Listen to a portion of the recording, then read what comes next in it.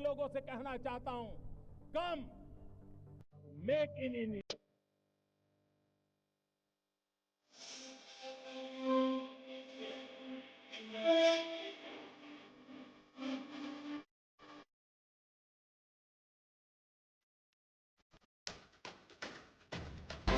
सहकारिता मंत्री अमित शाह ने मंगलवार को CRCS सहारा रिफंड पोर्टल की शुरुआत की।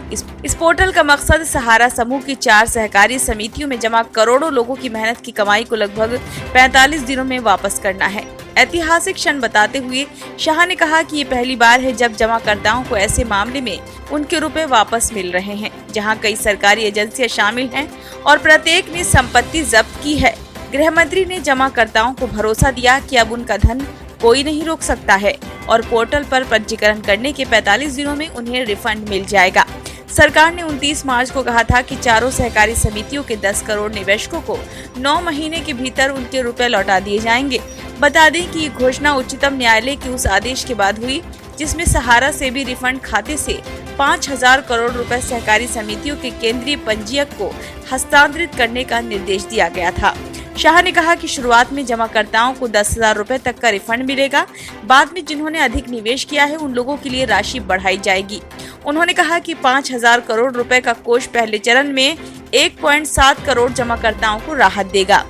गौरतलब है कि 4 सहकारी समितियों Sahara credit cooperative society limited, Saharayan universal multipurpose society limited, हमारा India credit cooperative society limited और stars multipurpose cooperative society limited में लगभग 2.5 करोड़ लोगों के 30,000 रुपए तक जमा है। शाह ने कहा कि 5,000 करोड़ रुपए जमाकर्ताओं को दिए जाने के बाद हम उच्च न्यायालय का दरवाजा खटखटाएंगे और उनसे अधिक धनराशि जारी करने का अनुरोध करेंगे ताकि बड़ी राशि वाले अन्य जमाकर्ताओं का पूरा धन वापस किया जा सके।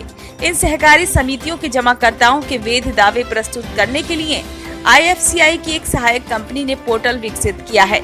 शाह ने कहा कि इसके लिए 2 बातें जरूरी हैं, मोबाइल के साथ आधार पंजीकरण और उस बैंक खाते से आधार को जोड़ना जिसमें रिफंड जमा करना है। उन्होंने कहा कि पोर्टल पर ऑनलाइन पंजीकरण के लिए साझा सेवा केंद्र जमाकर्ताओं की मदद करेंगे। ब्यूरो रिपोर्ट, नई दिल्ली।